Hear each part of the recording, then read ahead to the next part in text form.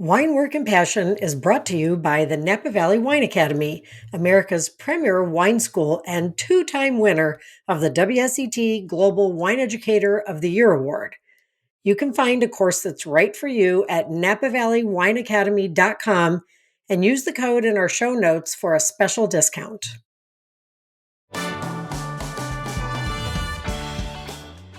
Welcome, wine enthusiasts and job seekers. I'm your host, Karen Wetzel, and Wine Work and Passion is the podcast where we inspire you to make a career out of your passion for wine. I'm so glad you're joining me today. I was lucky enough to connect with the talent acquisition team for the largest wine distributor in the U.S., Southern Glazer's Wine and Spirits. With over 22,000 employees strong, they are one of the largest wine industry employers in the world with job opportunities in 44 states. When meeting with their team, I found such a treasure trove of valuable information that I decided to run this as a three-part series to help you understand the varied opportunities there are in wine distribution across the country. I'm so happy they agreed to participate. Since this is the first episode in the series, I went right to the top. My guest is Vince Pierce, Southern Glazer's Senior Director of Talent Acquisition. Vince will kick things off and give you amazing insights to get you started on your own wine career journey. Then Vince will pass the baton to his team for 2 more episodes where you'll learn about early career development as well as specific roles in sales, IT, and operations. I'm super excited about this series as it will give you a deeper understanding of wine roles that are available around the country and what it takes to get in the game. There is literally something for everyone in this 3-part series. So without further ado, let's dive in and meet Vince. Hi, Vince. How are you today? Doing well, Karen. Thank you for asking. How are you? I'm good. Thanks for being on Wine Work and Passion. We really appreciate you being here. Thank you. Can you tell our audience who you are and what you do in the wine industry? I can, yes. So my name is Vince Pierce. I work for Southern Glazer's Wine and Spirits. Been here for a little over 2.5 years, and I lead the talent acquisition function, so Senior Director of Talent Acquisition. Wow. Okay, great. And we're going to unpack all that because this is going to be an episode where, you are the gatekeeper of employment. And I think it's going to be really helpful to our team. So the way I connected with you and with Southern Glazer's Wine and Spirits, well, first of all, I don't know if I mentioned this to you. I actually worked for Glazer's before it was Southern Glazer's in Ohio. Back in, I started, it was an independent company for a while, and they bought it in 2001. And I left in, when did I leave? 2006. So for about 4 or 5 years, I wasn't really Southern Glazers, but it was Glazers. So we have that in common. Yeah. But anyway, but knowing something about your company and having worked in distribution myself and then working as a supplier with Constellation, of course, Constellation did lots and lots and lots of business through Southern Glazers. And in fact, I've done a lot of education for a lot of your sales teams. I did back then. I left in 2019, but I was a director of education and really traveled all around the country, talking to distributor sales rep teams and training them on brand, on sales skills. So I know a fair bit about your company, and I connected on Instagram with your career page. It's Southern SGWS Careers. I think it's on Insta. I'll look it up before we hang up. But you do a great job of not just promoting opportunities, but talking about the work culture at Southern and all the various opportunities. And one of the things I do in this podcast is I really mine for a wide array of jobs to talk about. And because most people, when they think, oh, you're in the wine industry, they think you're either in sales or you work at a winery. And that's about the extent of what most people know. But there's so much more to it. And I was just thrilled. I reached out to your, just DM'd your page on Insta, and Debbie reached back, and the rest is history. We connected, and I couldn't be happier because I know this is going to be a great opportunity to, and just so the audience knows, and I'll mention this again later, this is really part one of a 3-part series. Vince is the senior directors. So today we're going to do an overview, but then I've got 2 more episodes coming up, and each of those episodes will have 2 members of Vince's team that oversee specific roles. And we're going to really start diving deep in those. So make sure you look for those coming up. They're not going to be consecutive. There's going to be a couple different episodes in between, but make sure you look for those. So that's kind of how we connected. And I'm so excited because I know we're going to bring so much great knowledge to the audience. So before we get to the interview, well, maybe not before, part of the first question of the interview is, what was in your glass the last time you had a glass of wine? Okay. Wow, great question. Actually, it was, we went out to a steakhouse not too long ago, and it was a 2019 Farniente. Farniente from Napa, obviously, producers of Chardonnay and Cabs. I'm a Cab fan. Nice. And yes, so we had the 2019. So yes. That's wonderful. Well, shout out to my good gal pal, Kate McManus, who's the vice president of marketing for Farniente. I don't know if you know Kate, but I do not. I'd like to. Yeah, she's kind of new to the role, but anyway, yeah, Farniente, for those of you who don't know, is really one of the most historic and revered wineries here in Napa. And it's not at the low end of the price scale. Let's just put it that way. It's very celebration with our team. Yeah. Year-end celebration with my team. So it was it was the right bottle for us to purchase. Yes, sometimes you need something special. And like I told you to close off everything pinging, and now I'm pinging.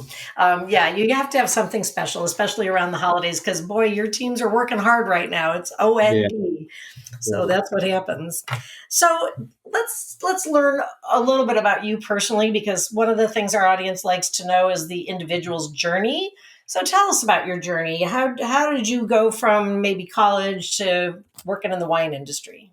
Yeah, so appreciate that. So I was born and raised in Northern Illinois, and currently reside here in South Florida.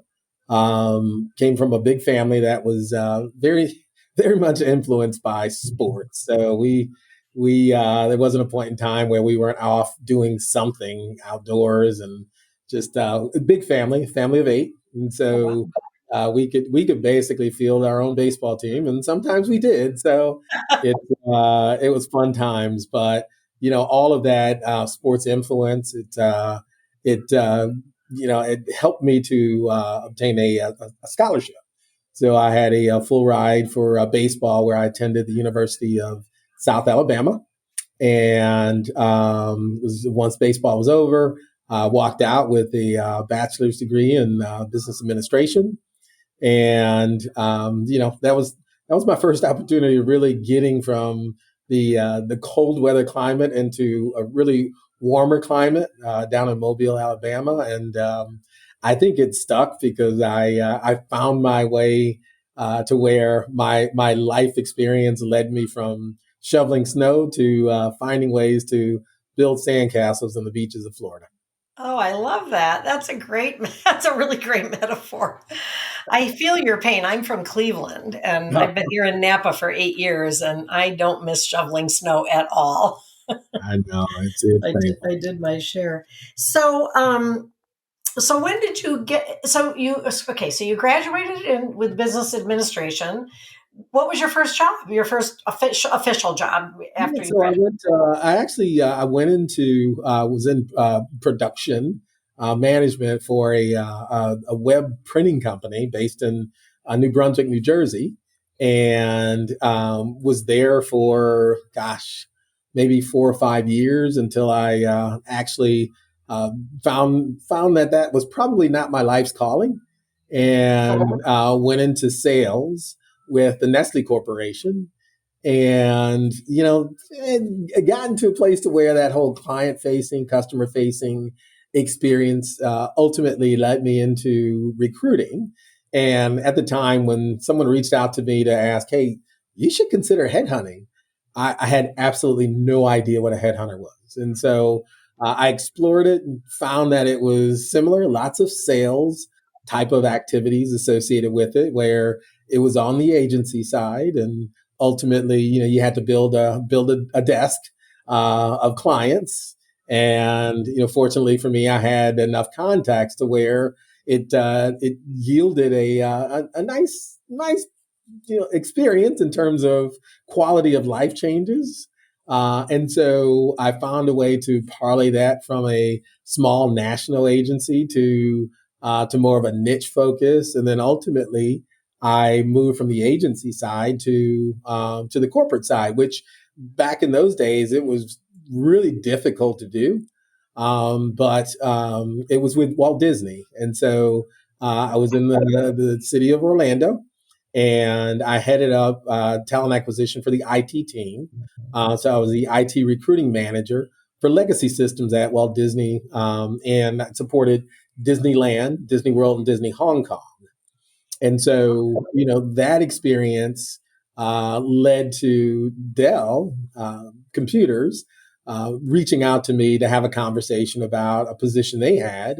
But it wasn't where they were headquartered, which was in Round Rock, Texas. They were looking at someone to launch their Latin America recruiting practice and be based in the country of Mexico. And I no interest in being in Mexico, but I met my wife who in Chicago, who was born and raised in the country of Panama. I did ask, look, if you ever decided to move that role to Panama, then please consider me. Well, less than 90 days later, they decided to move the role to Panama. And long story short, I got the position. I relocated my family, myself, my wife, and my 1-year-old daughter at the time to the country Wow. of Panama. And, Karen, it was probably the best career move I ever made, because it challenged me to really think differently. You walk in with a set of ideas on how life really is, but all of a sudden here you are leading a function that supports Central and South America. So you not only had Spanish speaking countries, but also Portuguese speaking countries in Right. Brazil. And they assigned me with cultural coaches to learn the cultural differences between Brazil and Chile and Argentina and Peru and Colombia, Mexico, El Salvador, all of Costa Rica. And then how do you put it all into play? Because it was a pretty large team. And so, that experience alone just was so invaluable, from the people that I got to meet, the team that I was able to assemble, the ability to be that bridge from what was sort of the mentality of thinking in the United States, where it was a one size fits all approach, to where, hey, you've got some large countries in Central South America, including Brazil, which is as big as the US, Right. um, where they were really becoming, key players in the world. And so, how do you build processes that could be consistent and can scale across geographies, and bring some consistencies in processes so that the candidate experience was being met across the world? And so that was my job, to be the bridge from what we knew in the U.S. to what was the reality in Latin, Central, South America, and bring it all together. And so, 4.5 years later, I was repatriated back to the United States after a job well done. We went from the Panama location not being the corporate headquarters of Latin America, at around 1,100 employees, to just over 3,000 employees after 4.5 years. The headquarters being moved from Mexico to Panama, and was able to hand off my work to someone else, because I had identified a successor who was able to kind of run and scale it even bigger than what we were able to do during my tenure there. So you repatriated back to Florida? I actually repatriated to, I went to Texas. That was when they landed me in Texas. And so They finally got you in Texas. they finally got me to Texas, but it wasn't in a role that I truly had passion around, which I'm a lifelong recruiter. And so I love the talent acquisition experience. And that's what I wanted. The role that was waiting for me was not in the TA space. It was more on the HR side, which was fine, but I just missed that experience. And so Microsoft came calling, and Microsoft had a role even bigger than the role I had at Dell, but two, supporting Latin America. But it would bring me to where Microsoft's Latin America headquarters is, which is here in South Florida. And so they moved me from Texas to South Florida, and that's where we basically have been ever since. And so stayed with Microsoft until it became time for me to consider what my next opportunity was with them, which would have taken me either to Seattle or somewhere else internationally. And what I failed to mention is that while we were in Panama, we had a second child. Our son was born in Panama, and it was we did not want to move internationally, and my wife, being from the Caribbean, probably would not have fared well in the cold climate in Seattle. And so it's funny, that's what started my journey into the wine and spirits business, because I got a phone call from a company called Diageo. You may know of them. Oh, yeah, I know them very well. And Diageo needed someone to run their recruiting function in the Americas, and they selected me, and it allowed me to stay here in South Florida. And so that's why I first got my first stint of working in the adult beverage industry, albeit on the supplier side, certainly different than being on the distributor side, but Right. nonetheless, it did give me the education I needed to really understand, what were the key drivers from a supplier side, those key partnerships that you need to consider. And then at the same time, I found that the experiences that I had in blue chip technology companies, hospitality companies, that whole methodology of really finding talent and partnering with stakeholders in the business to deliver talent that could really impact their business strategy. It didn't matter what industry you were in. It worked. That blueprint worked no matter where you went. And so I was Right. able to take it with me. Right. Now, okay, here's a quick question. What Yeah. did your wife think about coming back to the States? Was she okay with that?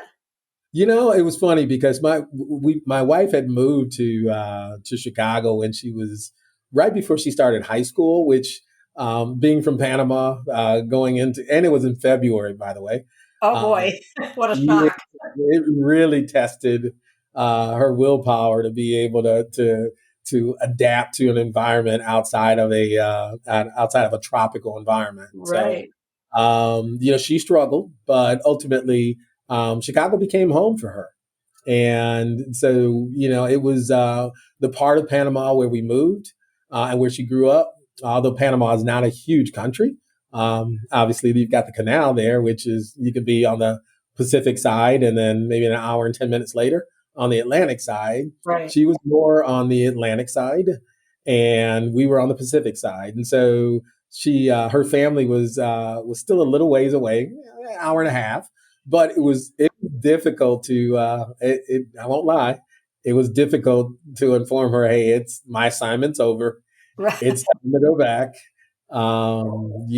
Those are interesting conversations, But at to say least the you've taken her somewhere more Caribbean-like to be in Florida. So that's something yeah she's maybe a little more used to as far as the climate. And I that find it really interesting as you're telling the story. You started off saying, you were a headhunter, which is basically someone who helps other people find jobs. And then you were a recruiter. And then it sounds like as a recruiter, you yourself have been re-recruited over and over, between Dell yeah and Microsoft and Diageo, the recruiter became recruited. yeah yeah it's that's an interesting way of looking at it. I don't know if I have, but I will now. But Yeah. it was a bit of a shift. Yeah. And for those who don't know who Diageo is, because we mentioned it, and I always like, people are going, I don't know who that is. So Diageo is a very, very large, one of the largest spirits suppliers. They own a lot of big spirits brands. You'll have to help me out because I know they've changed brands a lot. I know they still own Smirnoff.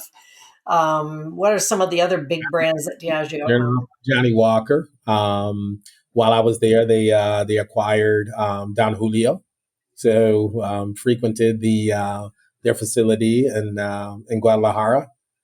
So yeah, they at that time, I think they still are. They were the world's largest producer of spirits. Yeah, they're big. Yeah, for sure. Did you happen, just out of curiosity, to know somebody named Pete Hammer? I did not. I did Okay, not. But just curious. they were so big. Yeah, they were so big, and Yeah, uh, he was pretty high up the food chain, but I just figured I'd ask. It was a long shot. oh, So, okay, so now you're in the industry. You don't really have a adult beverage background, and to as you mentioned, sort of though, to do what you do, you don't really necessarily have to, be a master sommelier or a master of wine, right? You don't need wine credentials so much. It might be helpful, but you don't necessarily have to go down the WSET path or anything like that, right? no, I don't, but I will. And one of the biggest reasons I will is just like my role. I interact with virtually every executive in the company. Mhm. And so, just to give you an overview of the function that I sit in, we do all hiring, and to the point you made earlier, we are the gatekeepers of talent coming into the company. And Mhm. so, whether it's promoting our employer brand or our college recruiting piece, or that early career professional, into the experienced professional, all the way up to the executives. That's my remit. Is we hire anyone new coming into the company, they run through my team, and so there are individuals that obviously we have conversations with because of the industry that we're in. It's certainly helpful to have that knowledge Right. because it does come into play every so often. Yeah, that's really important. And um, it's interesting because to me, when I think of talent, when some people think about talent acquisition, they just think you're the person that the resumes are coming across the desk and you're looking at them and deciding whether they get the interview. But there's so much more to it because you are actively recruiting people. You're actively working with universities and colleges and maybe communities that because not everybody comes out of a university, but you're actually actively pursuing employees as well, right? Not just waiting for somebody to happen to throw a resume your way, right? Yeah. There's a level of passive recruiting that happens where we go after those passive candidates who may not promote that they're potentially active in the marketplace. But we consider ourselves, I call ourselves sometimes marketeers, where we have to be brand ambassadors for the Southern Glazers brand. So how when we have someone in front of us who may be on the fence as to whether or not they want to leave their job and come and work for us, how do we sell and promote the brand effectively to where by the time we get off that call, that individual is, yes, sign me up. I really do want to have that conversation. And so that's one part of it. But then we also want to find ways in which that talent who we can't reach, can find ways to understand who we are. So Right. how do we become more innovative and use the technology that's in front of us and that we have in house to really push our messaging out a bit more effectively and a bit more broadly than my team is able to do. So we're able to do it at scale. And so we've got Right. two different processes happening at once that allows us to really cast a wide net on the talent and educating them on who Southern Glazers is, and why you should consider coming to work at Southern Glazers. Yeah, I really think that's important. Not just to wait till somebody says, "Oh, I think I want to work for a distributor," and throws a resume out there. You want to be actively looking for people that really have the skill set that you need, and that skill set doesn't necessarily mean previous wine experience or wine credentials, does it? No, and I mentioned I didn't have it when Diageo called me, and now granted, it was a part of why when Southern Glazers was looking to fill this position, why they and how they found me. But ultimately, not everyone that we contact has the experience in the adult beverage world. We're a skill based hiring company. That's our philosophy, and so it doesn't necessarily mean you have to come from that industry. But as long as you have the skills, whether it's like our IT department, which we affectionately call our ETP, Enterprise Technology Partners. Obviously the folks that we hire do not come from our industry. Right. We do have salespeople. Obviously, our college early career talent, they're coming to us. They may have interned with us or maybe have interned in other organizations, but they don't necessarily have that experience either. And then sales consultants and sales are a big driver of the population of folks that we hire externally.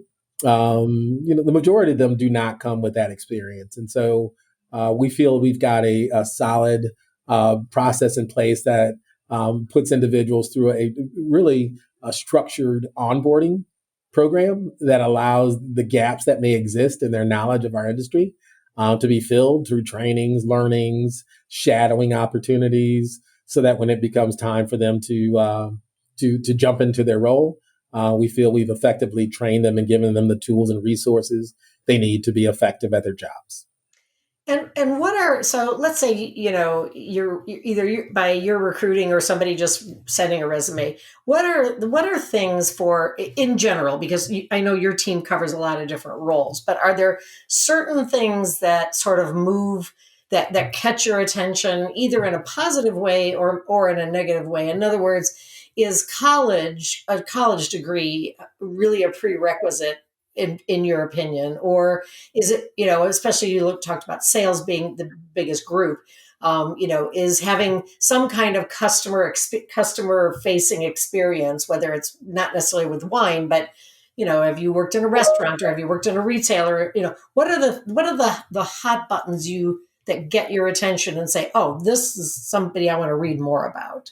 Yeah. I think it really does depend on the career level in which you're going at.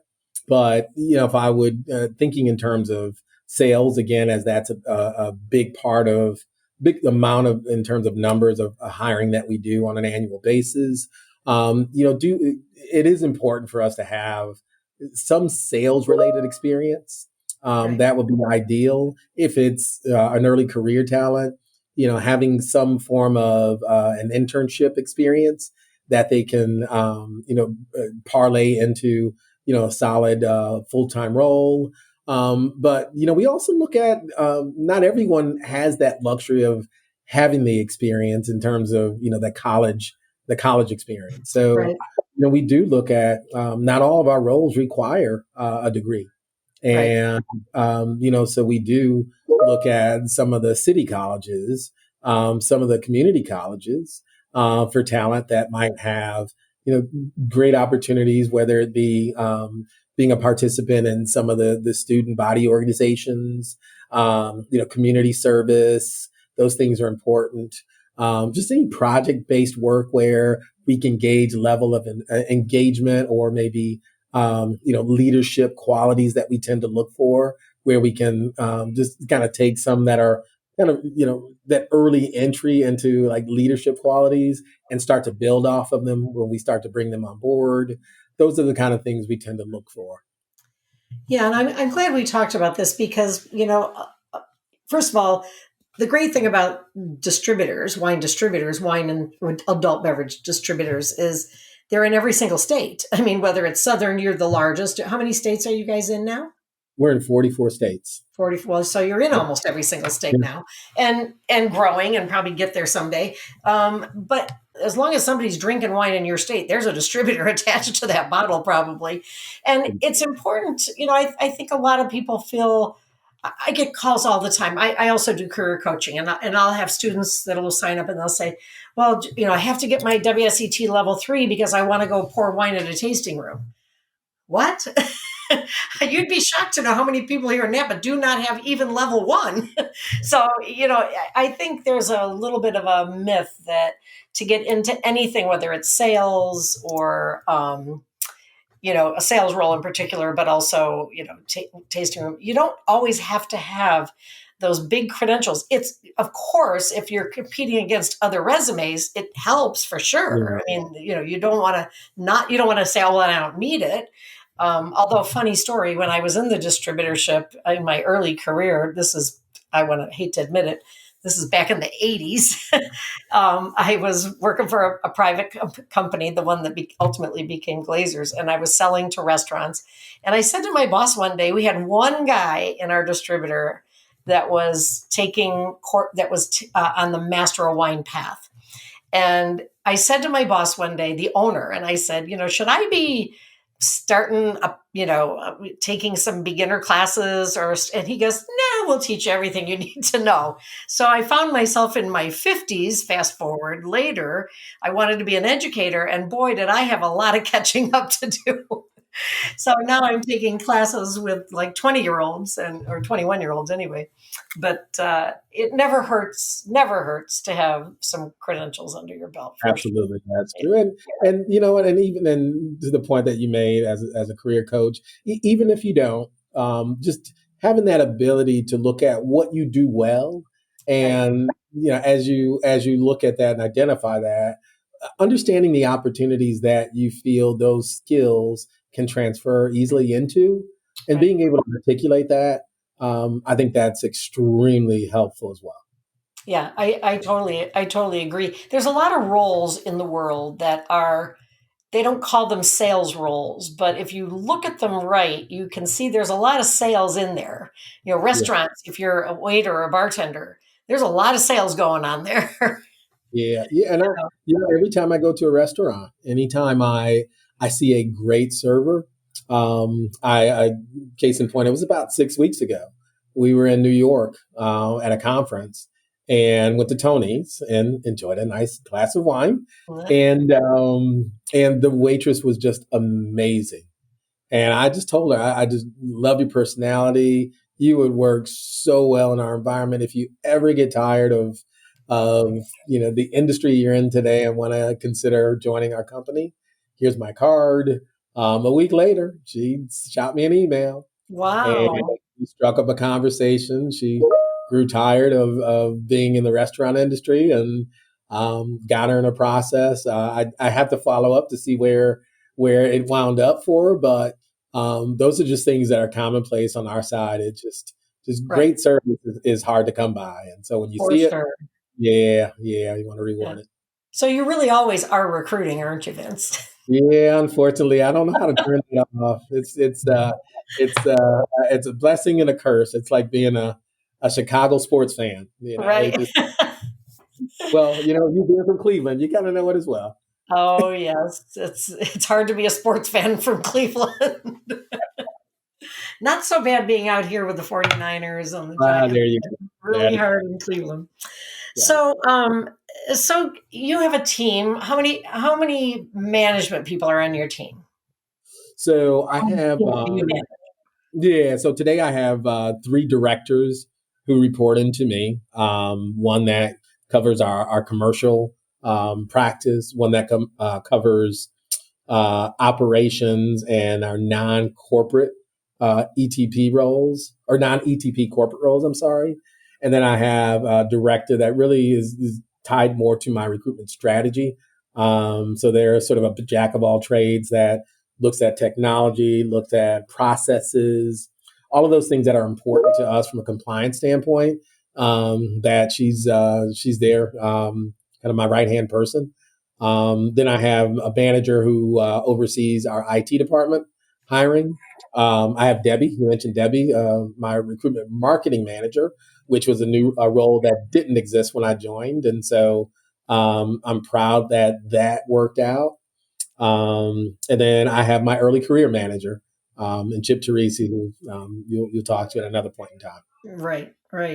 Yeah. And, I'd love to go into all the roles that they oversee, but, time is of the essence. And we will, just so the audience knows, we are going to dissect all of those broad overviews into specific roles and how to set yourself up for success, and some good advice for that. Earlier, we talked about, what are some things you look for on a resume. Is there anything like a pet peeve of yours that nobody should put on a resume? Anything that just sets you off? Well, first of all, I think pictures on a resume is a no-no for me. Ah, Um, okay. That's yeah, good to know. yeah, that's a no-no for me. Yeah, I always say just try not to have gaps in your resume when you're building it out. Pay close attention to the timelines. That's extremely important. And then, look, there's no need to have those 4 or 5 page resumes any longer. Just try to be as concise as possible and keep your resume down to 2 pages if you can. And then, what's happening now is with the onset of social media. Look, I think there's more organizations are looking at your social profile first before they Yeah. even get to your resume. And so be very cautious about what you put out there on social media. And, take the time to really beef up your LinkedIn profile because very similar to my organization, most companies will go out and see your LinkedIn profile first. And if they see some things that are attractive to them, they'll will certainly proceed to want to have a deeper conversation. But if they see some red flags out there, they'll definitely pull back. Yeah, that's a good point. In fact, I have a LinkedIn expert coming on 1st of February on one of the episodes, and she's going to give us some really good hints. We talk about social media and maybe what not to do, but when I work with my coaching clients, especially the ones that really have no real wine experience, one of the things I think can help, is get all the cheesecake off of there. We don't need to see a picture of you in a bikini with a wine glass. Sorry. It's unless that's going to really be your thing and you're going to be an influencer and that's your brand. I'm not talking about that. I'm talking about if you want to get into sales or, into a regular job, if you will. But and don't write tasting notes. Nobody can taste your wine. You can tell the story about the wine. That's always really interesting to people. But to write a long tasting note, it's like, no, it's a snooze fest. But the thing is that is really good to do on social media is to stretch your wine chops a little bit, especially if you don't have experience. Show that you are at least an informed enthusiast. Even if you've never taken a class, do a little research and talk about something. If you're drinking a glass of wine tonight with your dinner, it's great to take a picture of it with the food and then tell something about the wine or the region. Again, don't go into War and Peace. Nobody has the patience for that. But Yeah. it will show, even if you don't get one single like from your friends, they will, by the way, but that way, to your point, if a recruiter or a company is looking at your social profile and they'll see, oh, this person really likes wine or really likes spirits or is really into cocktail creations or whatever it is. And do the same thing with LinkedIn. Write some original wine or beverage content. And don't be afraid to share other people's content, give them credit. But the more, you can showcase that you really have a passion for wine. I think would you agree? Is that a plus? Would you Yeah. look at that as a plus? Absolutely. It shows that there is a passion there.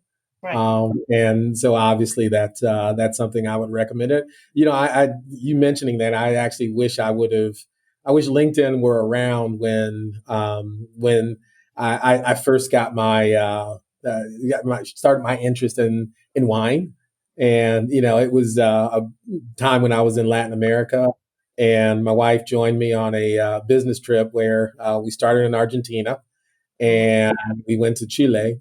And while we were in Chile, we had a weekend where they set up a wine tour for us, and we drove down the coast of Chile. We went to Vermont, we went to the Canchi Toro vineyards, and they set up really elaborate tastings for us and Mhm. meetings, and it was such a great experience.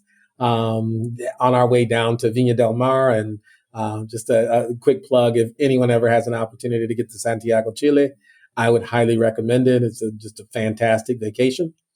But that really started me on my wine journey. And I wish I would have had an opportunity to document that because we just made such great friendships and, had great experiences along the way. it would have been great to have a platform in which to capture that. But Right, I still right. have it in my mind, so it'll Yeah. always be. Yeah, and wine travel does make up for some lack of experience as well. Traveling to wine regions, and you learn a lot, and it's a whole lot of fun. And put that on your resume. If I always do, and if I've been to different wine regions, I put that on there.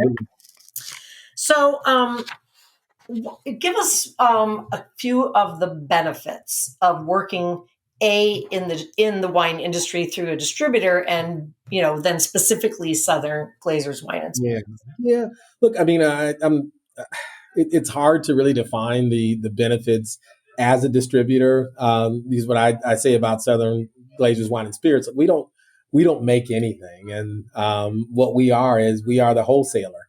We represent the brands in the markets in which we sell, and so obviously with Prohibition, where it's the 3-tier distribution, the model where it's the supplier, it's the consumer, and then in the middle you have to have that wholesaler, the distributor, and that's us. And so, but it's great relationships that we have with our suppliers.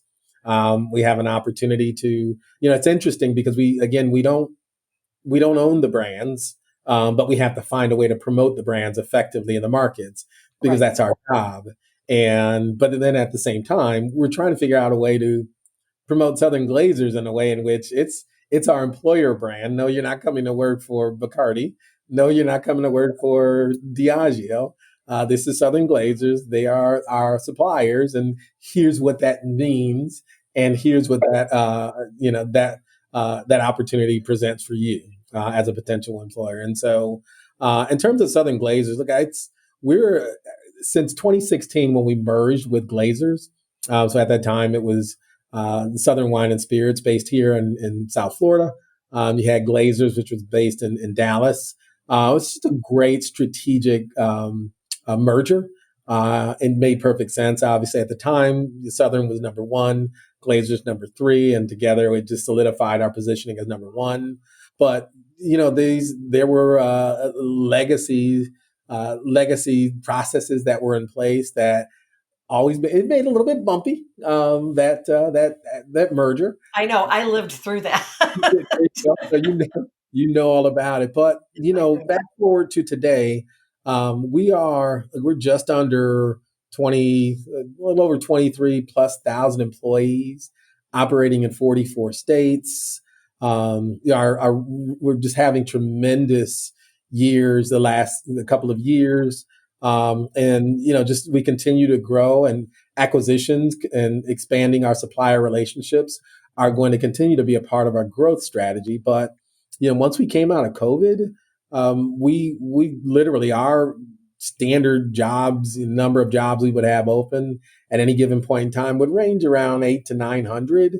But fast forward to today, we've continued to hover at around 1900, and it's just simply because the market is changed. The off premise, it continued to thrive during COVID. On premise struggled, but now on premise is obviously bounced back. Hotels, restaurants, everyone's open, but people continue to want to celebrate. They want to make up for lost times, lost weddings, lost birthdays, whatever it may Right. be. But we continue to look at individuals who have a passion for selling, who excellent communicators, high energy. But the benefits of working for Southern Glazers is you walk into an organization with a very rich history, with a culture that's it's all of our family values are there. And so we fulfill our potential with our customers and our suppliers, through just leadership in everything we do, integrity and inclusiveness. Those are our hallmarks. And one of the things that we tend to do is we want to create great experiences for our employees, because we know what that means. And experiences are different for everyone. And so, Right. how do we make sure we create individualized experiences that allows them to feel as though they're bought in, and they recognize the culture and it means something to them. And then at the same time, that experience will lead to highly engaged workforce. And, there's so many benefits that come from that, from productivity to, retention, and the list goes on and on and on. So those are things that we're really working on, and we're really trying to build our capabilities in those areas, because that's an extremely important part of who we are as an organization. Yeah. The two things that I really love about Southern Glazers is that you're very big into education, into in whatever area the person is working, you really offer education opportunities, whether it's WSET for your sales team or, IT programs for your IT teams. That continuing ed is always available. And you also do a great job working with your big supplier partners to bring in their abilities to continue to educate on their specific brands. So that was always something that really impressed me. And also, again, knowing so many people that have worked for your company and still do, the opportunities for advancement. Yeah. In fact, we had Bailey Gins on a couple months ago, and boy, she's just had all these great opportunities to really develop herself. She came out of sales, went into HR. She's been, she's a good example of that. But I know a lot of people that have really moved up the ranks.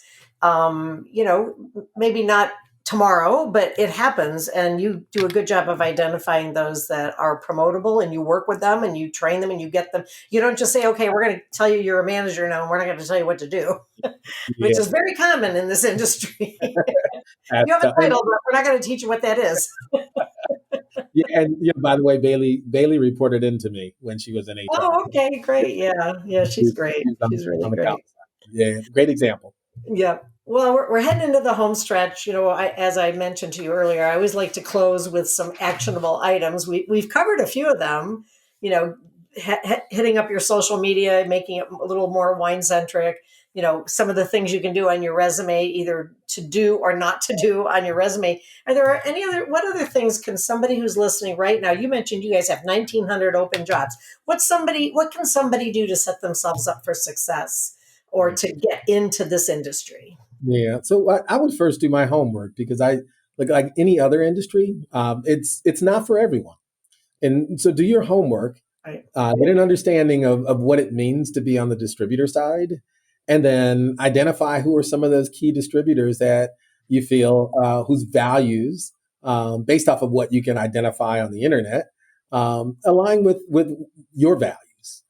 Because the one thing you don't want, I would highly recommend you not do is, go to an organization whose values differ from yours, because that won't last long, and that won't end well, and that's just not something you'd want to have attached to you. And so, do your homework, identify who the distributor is that you would want to go to. Hopefully, you land on Southern Glazers. Yes. A shameless plug. Right. Right. And go to our website. We just redid our website, where it really has employee testimonials, videos. It has a lot of that historical information that can tell you, maybe fill in some gaps that you may not be able to find as you do your research. That can help guide you to making a well-informed decision, and then ultimately find your way to our career site, which, again, to the point you made earlier, we do have a little less than 1,900 roles today, but it will identify locations and parts of the country where you want to be, types of roles, gives you, even if you're coming out of the military, we now just added a military translator, which takes your rank in the military and matches it to an appropriate job in our organization. And so these are things that didn't exist 6 months ago. They're all there today. So those are my recommendations. And that is a good resource to find, because we're talking in very broad strokes here. We haven't really talked specifically about any one particular job, except maybe a little bit about sales. But, there are all kinds of jobs in all kinds of states. And, if sales scares you, although you're probably better at it, most people are better at it than they think they are, but nonetheless, there's other opportunities. It doesn't have to be sales. And that's a good place to kind of find, like you said, how can you match your skill set? And then my last bit of advice is, if you see a job you like, apply for it. Yeah. And I'm going to run something by you, Vince, because I tell my coaching clients all the time, And I say it on the podcast. Don't ever let a job description stand in your way of applying for a job you want. In other words, there's always the laundry list of what the employer is looking for. No one, or rarely does anybody check every single box. If you're short on a couple of them, submit your resume anyway, because you might have life experiences that make up for some of that thing. Would you say that's true, or am I giving bad advice? Yeah, no, I think you're spot on, and that really has me continue my focus on developing really well written and well descriptive job descriptions, because sometimes they are a bit vanilla, they are a bit bland, and they don't really describe in detail what the true responsibilities are. And historically, you know what, you look at the first 3 to 4 bullet points; those are normally there for a reason. Those are the ones where they're usually most important. And so I would also say, look at the job description and also pay attention to keywords.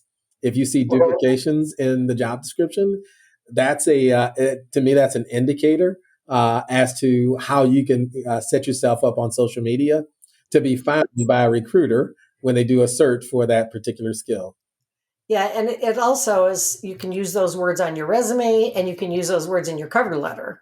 Absolutely. And that way they know you really did pay attention to what it is they're looking for. I think the hardest one is when it says you must have 4 years of previous wine experience. That's a hard one. And I always tell, that's the one, I wouldn't say ignore it completely. If you have zero experience and they're asking for 4 years, okay, that may not be appropriate. But if you have 2 years, but you have success stories to go with that, that's a whole nother conversation. You have to, I always say that list is the unicorn they're looking for. So no one's going to check every box. Absolutely. So, well, thank you for validating that, because I thought I was giving decent advice. I'm glad to know I am. Gosh, this has flown by. It always does. I'm always surprised how long we talk and by the end. But I really appreciate not just you. I do appreciate you. I appreciate Debbie's work in setting this up, and the rest of your team who's going to be on in a few weeks, and just being so open about what you guys do at Southern Glazers and helping, our audience understand not just about Southern Glazers, but about distributor jobs in general. I love the key takeaways with the resumes. I think that's so huge, and LinkedIn and social media. That's just really, really very valuable. So thank you so much for sharing your time and your expertise with us. And I thank you, Karen. I really appreciate, first and foremost, the time you've given me, and just fast forwarding to the future, the time you're going to give to my team in the upcoming podcast, because I just give another shameless plug. I couldn't do what I do without them, and so I've got a great team, and I'm excited to be on their end as they go through the podcast, because I think they're fantastic. Yeah, and I'm looking forward to getting a little more specific with them, because they have key things they're looking for. So, and I always thank the audience. We have such a great loyal following here on Wine Work and Passion, and appreciate everybody coming back, and stay tuned for the rest of this series. Thanks, Vince. Take care.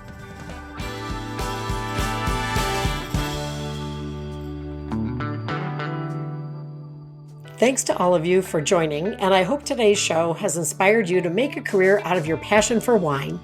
If you'd like to have a one-on-one career coaching session with me, just use the link in the show notes for more information or to schedule an appointment. This podcast is all about helping you follow your dreams, so feel free to send us your suggestions for guests or topics through our email link that's listed in the show notes. And it means an awful lot when you share us with friends or leave a review on iTunes. Thanks for listening. I hope you'll join us again for our next episode.